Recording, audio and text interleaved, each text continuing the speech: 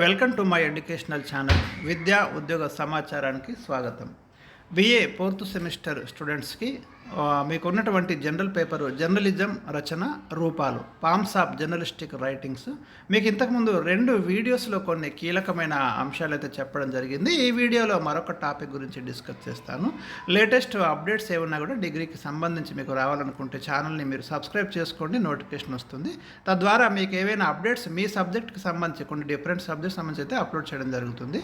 మీరు ఒకసారి చూసుకోవచ్చు. ఇవాళ మనము డిస్కస్ చేయబోయే టాపిక్ వార్తల్లో నిష్పాక్షికత అనగా ఏమిటి.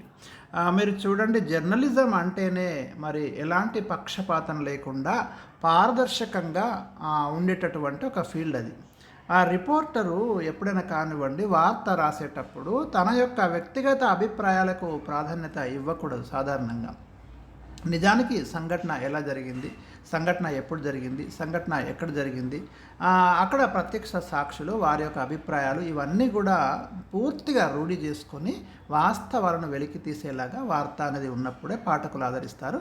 కాబట్టి జర్నలిజంలో ఎలాంటి పక్షపాతానికి తావు లేకుండా పూర్తిగా నిష్పాక్షికంగా ఉండడం అనేది చాలా ప్రాధాన్యమైనటువంటి విషయంగా మనం భావించాలి. ఎందుకంటే క్వశ్చన్ వస్తుంది, ఇట్లనే వస్తుంది మీకు క్వశ్చన్, వార్తల్లో నిష్పాక్షికత అనగా ఏమిటి వివరించండి వచ్చినప్పుడు మీరు అదే రాయాలి. ఇక్కడ ఎప్పుడైనా వార్తలు రాసేటప్పుడు వ్యక్తిగత పక్షపాతాలు లేదా అభిప్రాయాలకు తావు లేకుండా చూడాలి.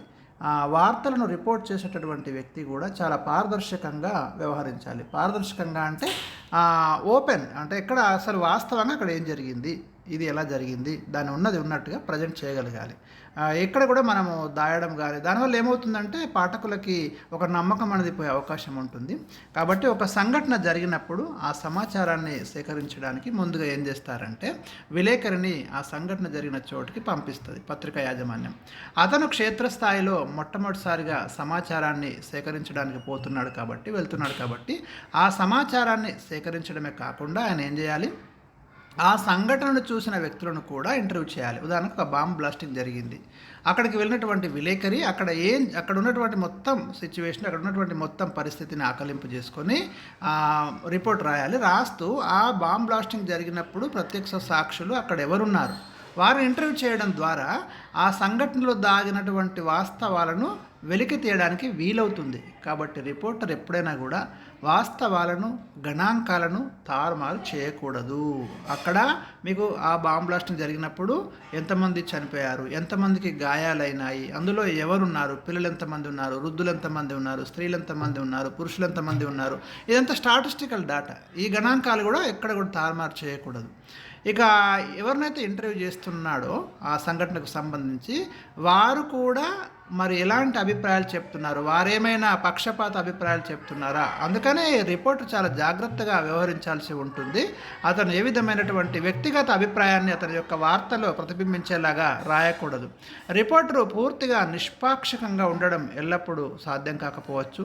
ఎందుకంటే ఆ రిపోర్టర్ కూడా కొన్ని భావోద్వేగాలు, తర్వాత వృత్తిపరమైనటువంటి ఇబ్బందులు ఉంటాయి.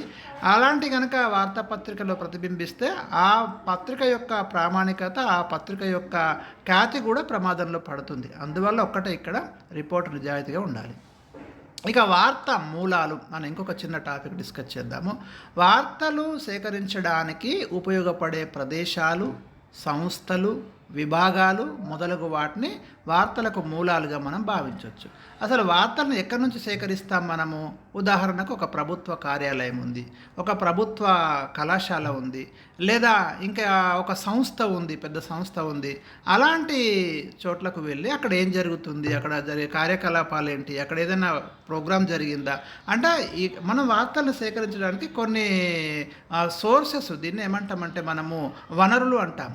కాబట్టి అలాంటి మూలాలు ఎక్కడున్నాయి, అక్కడి నుంచే వార్తలు సేకరించడం అనేది జరుగుతుంది. అయితే ఈ వార్తల మూలాలు మనం 2 రకాలుగా విభజించవచ్చు. ఒకటి ప్రాథమిక మూలాలు, 2 ద్వితీయ మూలాలు. ఇప్పుడు జర్నలిస్టులు వార్తలను సేకరించడానికి ప్రత్యేకంగా కొన్ని పద్ధతులు ఉంటాయి. ప్రధానంగా వార్తలను సేకరించడానికి వీళ్ళు ఏం చేస్తారంటే 4 పద్ధతులు ఉపయోగిస్తారు. ఇక్కడ కూడా ప్రశ్న రావచ్చు మీకు, వార్తలను సేకరించే పద్ధతులను వివరించండి అంటాడు.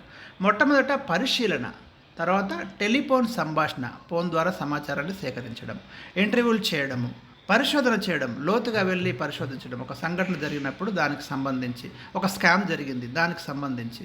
పరిశీలన అంటే మొట్టమొదట ఒక సంఘటన గురించి రిపోర్టర్ విన్నప్పుడు కానీ, లేదా దాన్ని చూసినప్పుడు కానీ, దాని నుండి ఒక వార్తను రాయగలుగుతాడు. ఆ సంఘటన ఎలా జరిగింది, ఎంతమంది ప్రభావితమయ్యారు అనే అంశాల గురించి పరిశీలించి ఒక వార్తనైతే రాయడం జరుగుతుంది. ఇక టెలిఫోన్ సంభాషణ అంటున్నాం కదా, జర్నలిస్టులు వార్తలను సేకరించడానికి ఆ వార్తలకు ఆధారభూతమైన వారి నుండి టెలిఫోన్ ద్వారా వివరాలు సేకరించి వార్త రాస్తారు. అంటే ఒక సంఘటన జరిగింది, దానికి వెనుక అసలు మూలమైనటువంటి వ్యక్తి ఎవరు, ఆయనకు ఫోన్ చేసి ఆ సంఘటనకు సంబంధించిన వివరాలను సేకరించడం. ఇక ఇంటర్వ్యూలు ఎప్పుడైనా కానివ్వండి, జర్నలిస్టులు ఆ సంఘటనకు కారణమైన వారి లేదా ప్రముఖ వ్యక్తులను వివిధ రకాలుగా ఇంటర్వ్యూ చేయడం ద్వారా వివిధ రకాల వార్తలు సేకరిస్తారు. ఉదాహరణకు రాజకీయ నాయకులు ఇంటర్వ్యూ చేయడం ద్వారా రాజకీయ వార్తలు వస్తాయి, సినిమా తారలను ఇంటర్వ్యూ చేయడం ద్వారా సినిమా సంబంధ వార్తలు వస్తాయి, ఒక మంత్రి గారిని ఇంటర్వ్యూ చేయడం ద్వారా ప్రభుత్వ విధానాలు తెలుస్తాయి. ఇట్లా ఇంటర్వ్యూ చేయడం ద్వారా కూడా చాలా సమాచారాన్ని సేకరిస్తారు.